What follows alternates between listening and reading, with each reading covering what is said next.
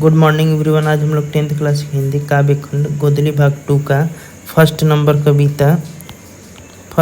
कविता जो कि आपका राम नाम बिनु बिरथे जगी जन्म, जिसके लेखक आपको बताए थे गुरु नानक जी हैं। तो इस कविता का आज हम लोग ऑब्जेक्टिव करने वाले हैं। एग्जाम में आपका 50% ऑब्जेक्टिव ही रह रहा है, इस वजह से इम्पोर्टेंट हो जाता है आपको ऑब्जेक्टिव देखना। आज हम इसमें ऑब्जेक्टिव करवाएंगे आप लोगों से, फिर जो भी चीज़ें हैं आपको सारी चीज़ें क्लियर कर दी जाएंगी इस वीडियो में। ओके, तो फिर चलिए आगे बढ़ते हैं। पहला ही ऑब्जेक्टिव है आपका, हरिरस किसकी रचना है? तो इसका आंसर होगा आपका गुरु नानक की, क्योंकि इसके बारे में हम आपको बताए हैं। ओके, और ये आप देख सकते हैं 2018 में पूछा गया था ये क्वेश्चन। अगला क्वेश्चन है आपका, वाणी कब विष के समान हो जाती है? तो कविता जब पढ़ा रहे थे आप लोग को, तो मैंने उसी टाइम बताया था कि जब आदमी राम नाम का जाप करना छोड़ देता है तब उसकी वाणी जो है विष के समान हो जाती है। तो इसमें देख लेते हैं वो चीज़ किस ऑप्शन में है।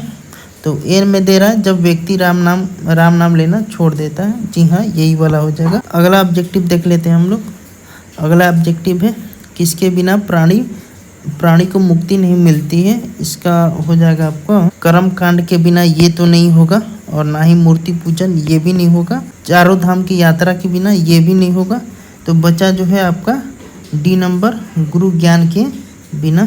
तो तीसरे का आंसर ये हो जाएगा। और आप देख सकते हैं ये इम्पॉर्टेंट क्वेश्चन है, क्योंकि यहाँ पे देख सकते हैं कि ये 3 बार पूछ चुका है। पहला जो है आपका ये 2018 में पूछा था, फिर 2021 में, और उसके बाद 2023 में भी ये पूछ लिया गया है। तो आप लोग अच्छे से इसको देख लीजिएगा।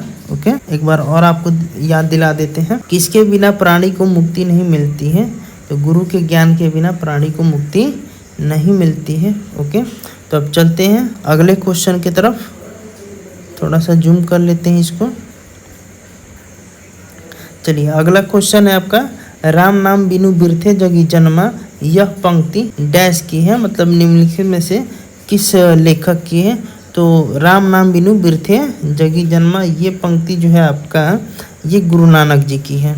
ओके, और ये आपका 2019 में पूछा गया है। अगला है, गुरु नानक किस भक्ति धारा की कवि हैं? तो ये आपको बताए थे हम, निर्गुण भक्ति धारा के ये कवि थे। ओके, ये इनके जीवनी में मिला था। अगला है आपका, गुरु नानक का जन्म कहाँ हुआ था?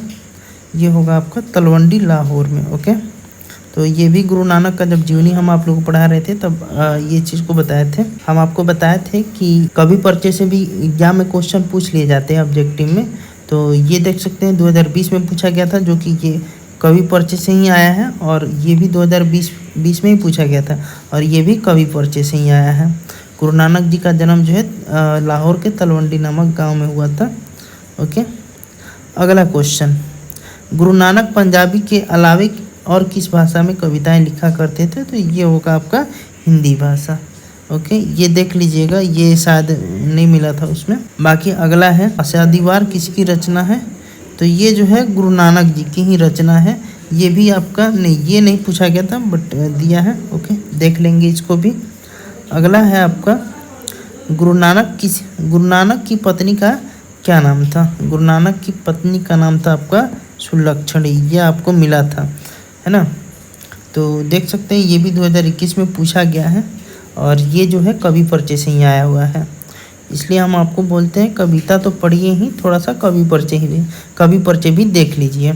अगला ऑब्जेक्टिव है आपका 10 नंबर, गुरु नानक ने किस धर्म का प्रवर्तन किया? तो ये गुरु नानक जी जो थे ये सिख धर्म से आते थे। ओके, सिख धर्म को मानने वाले थे। तो ये इसका ऑप्शन नंबर ए हो जाएगा आंसर। अगला है आपका, पद के रचनाकार है निम्नलिखित में से कौन है?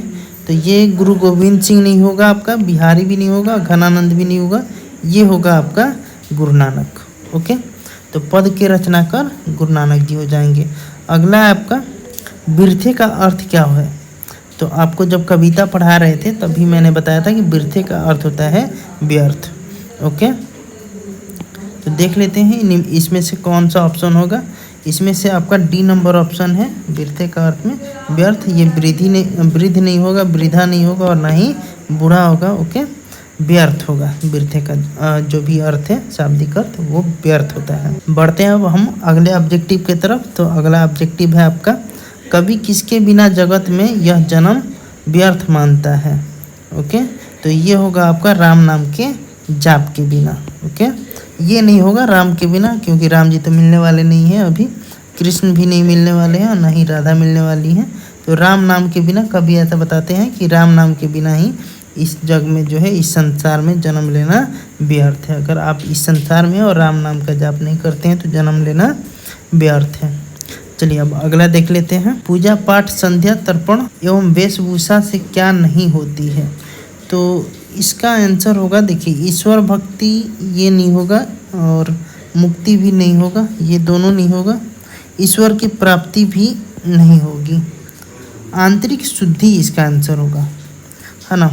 पूजा पाठ संध्या तर्पण एवं वेशभूषा से आपका आंतरिक शुद्धि नहीं हो पाती है। तो चलिए अब हम बढ़ते हैं अगले क्वेश्चन की तरफ। अगला क्वेश्चन है आपका, हरिरस कवि का अभिप्राय क्या है। हरिरस कवि का अभिप्राय होता है राम नाम के जाप से। ओके, मैंने कविता में इस चीज़ को बताया था, बाकी ये नहीं होगा ईश्वर के जाप से। ओके, ईश्वर में आपका राम नाम का जाप करना है। ओके, तमाम देवी देवताओं के भक्ति से ये भी नहीं होगा और इनमें से कोई नहीं। ये पहला वाला ऑप्शन जो ए है ये सही हो जाएगा। आप लोग देख लीजिएगा, इसको याद कर लीजिएगा। अगला है, कवि की दृष्टि में ब्रह्मा का निवास कहाँ होता है। तो ब्रह्मा का निवास होगा आपका अंतःकरण में। अंतःकरण मतलब हृदय होता है। उसमें जो कविता पढ़ा रहे थे उसमें बताए थे कि ब्रह्मा का निवास जो है हृदय में होता है। इसमें राम नाम नहीं होगा और ना ही बाह्य शुद्धि भी नहीं होगा और ना ही कण कण होगा। ओके, इसका आंसर, सही आंसर सी होगा। ओके, अंतःकरण में। अगला देख लेते हैं ऑब्जेक्टिव। अगला है आपका 17 नंबर, जिस पर ईश्वर की कृपा होती है वह किस वासनाओं से स्वतः मुक्ति पा जाता है। तो इसका आंसर होगा आपका संसारिक वासनाओं से उसे मुक्ति मिल जाती है। ओके, तो अब चलते हैं, देखते हैं अब 18 नंबर ऑब्जेक्टिव है आपका। यहाँ पे, कौन व्यक्ति सुख दुख दोनों ही स्थिति में एक समान रहने की युक्ति को पहचान सकता है। तो इसमें बताए थे कि जिस व्यक्ति के ऊपर गुरु की कृपा होती है वही व्यक्ति यह युक्ति पहचान सकता है कि उसे सुख दुख में हमेशा एक समान रहना है। तो इसका ऑप्शन नंबर बी हो जाएगा। देख सकते हैं इसी में मिल रहा है, जिस पर गुरु की कृपा होती है वही व्यक्ति इस युक्ति को पहचान सकता है कि उसे सुख दुख में हमेशा एक समान रहना है। ओके, चलिए अब आगे बढ़ते हैं और देखते हैं अगला क्वेश्चन। जिसे राम रूपी रस की मधुराई का स्वाद मिल जाता है उसके लिए किसमें फर्क नहीं रह जाता है। तो ये हो जाएगा आपका, जिस व्यक्ति को राम रस का मधुराई मिल जाएगा उससे सोना और मिट्टी में कोई फर्क महसूस नहीं होगा। आपको कविता पढ़ाते टाइम एक लाइन मिला था कि कंचन माटी जाने, जो व्यक्ति राम नाम का जाप करता है उस सोने को भी, या फिर जो राम नाम के महत्व को समझ जाता है उस सोने को भी मिट्टी के समान समझता है। तो इसका ऑप्शन नंबर ए सही होगा, बाकी ये सब गलत हो जाएंगे। जीव तथा आत्मा, अच्छे तथा बुरे, ये तो अपना व्यक्तिगत विचार हो जाएगा। ओके, जीवन तथा ईश्वर, ये भी नहीं होगा। तो आपका ऑप्शन नंबर ए सही हो जाएगा। अगला देख लेते हैं। अगला है, जिस हृदय में ब्रह्मा का निवास होता है उसे सांसारिक वस्तुओं से डैश हो जाती है। क्या हो जाती है? तो विरक्ति हो जाती है। ओके, विरक्ति मतलब क्या होता है? विरक्ति मतलब होता है मोह माया से दूर हो जाता है। जिस व्यक्ति के हृदय में ब्रह्मा का निवास होता है वह सांसारिक वस्तुओं से दूर हो जाता है। यहाँ पे दूर होना का विरक्ति दिया है, तो इसलिए इसका ऑप्शन नंबर डी सही हो जाएगा। ओके, साथ ही आपको बता दें कि ये जो है ऑब्जेक्टिव हम विद्यासागर का जो गाइड आता है 10th क्लास का, उसी से हम लिए हैं। ओके, मैंने बहुत सारा गाइड देखा बट मुझे ये वाला गाइड थोड़ा अच्छा लगा, तो मैंने सोचा कि इसी से उठा लेते हैं ऑब्जेक्टिव और आप लोगों को सॉल्व करके दिखा देते हैं कौन कौन सा ऑब्जेक्टिव जो है इम्पोर्टेंट है, आ सकता है। तो चलिए फिर देख लेते हैं, बाकी सब बता दिए और आगे देख लेते हैं। और अगर आप लेना चाहें तो विद्यासागर का जो ऑब्जेक्टिव का गाइड आता है वो ले सकते हैं। अच्छा है, मुझे मतलब पर्सनली अच्छा लगा, इसलिए मैंने उसे चूज किया। चलिए अगला देखते हैं। शांति तभी मिलती है जब व्यक्ति डैश से ऊपर उठ जाता है। क्या? तो मोह माया से ऊपर उठ जाता है।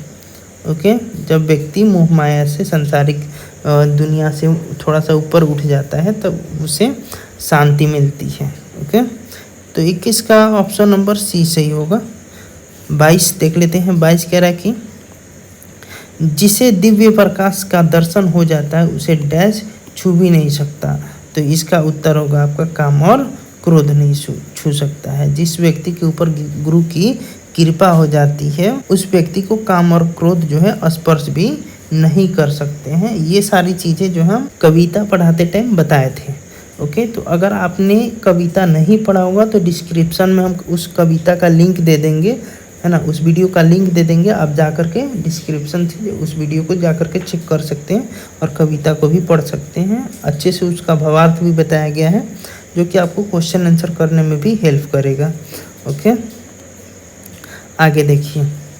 अगला क्वेश्चन है आपका, गुरु नानक का कहना है कि वह ईश्वर के साथ उसी प्रकार एकाग्र हो गया है जैसे डैश का जल समुद्र में मिलकर एकाग्र हो जाता है।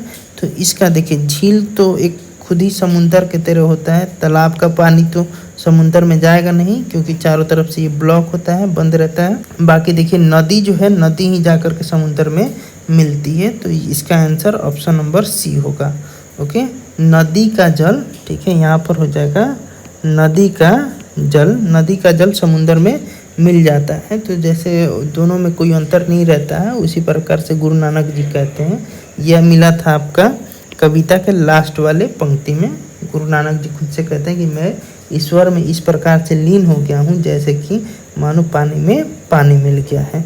तो ये जो आपका ऑब्जेक्टिव है उसी लाइन से उठा करके दिया है। चलिए अगला देख लेते हैं। अगला ऑब्जेक्टिव है आपका, तलवंडी वर्तमान में कहाँ है। ये आपका मिला था गुरु नानक जी के जीवन परिचय में, है ना, जीवनी में मिला था। तो इसमें बताया गया था तलवंडी जो है आज के पाकिस्तान में पड़ता है। तो ऑप्शन नंबर ए सही हो जाएगा इसके लिए।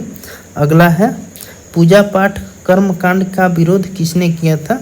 मैंने इसे भी बताया था जब कविता पढ़ा रहे थे, उसमें गुरु नानक जी जो थे ये कर्म कांड के विरोधी थे, है ना, और निर्गुण ब्रह्म उपासना के समर्थक थे। ओके, मतलब बिना कर्म कांड किए, बिना दिखावा किए आप भक्ति करिए, कोई दिक्कत नहीं है। अगला है, गुरु नानक की रचना का संग्रह किसने किया। इसका आंसर होगा आपका गुरु अर्जुन देव। चलिए अब अगला क्वेश्चन देख लेते हैं। 27 नंबर कह रहा है, गुरु नानक ने किस रस का पान किया था।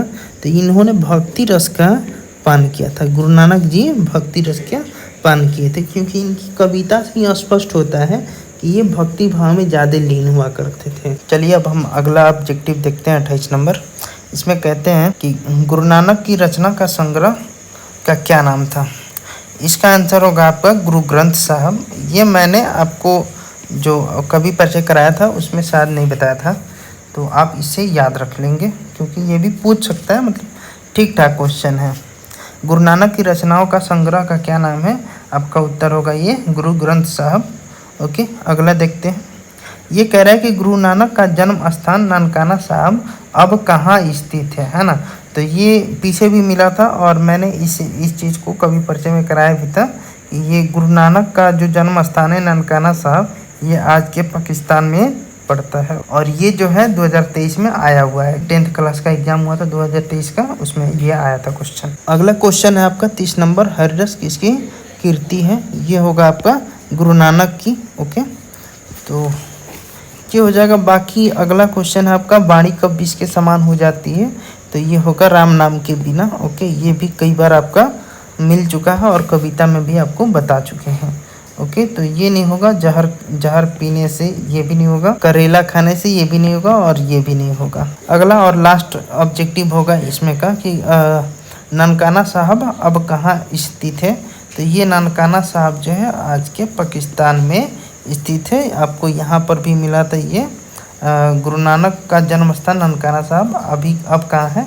तो ये पाकिस्तान में यहाँ पर भी, और इसका भी आंसर आपका जो है ये पाकिस्तान में होगा। ओके, तो इस प्रकार से जो भी फर्स्ट चैप्टर का ऑब्जेक्टिव था ये आपका समाप्त होता है। ओके, तो फ्रेंड उम्मीद करते हैं आपको अच्छे तरीके से आया होगा समझ में सारी चीज़ें, और अगर आपको फिर भी कुछ डाउट रहता है तो आप कमेंट कर दीजिएगा। ओके, आपके कमेंट का रिप्लाई देने का ट्राई करेंगे।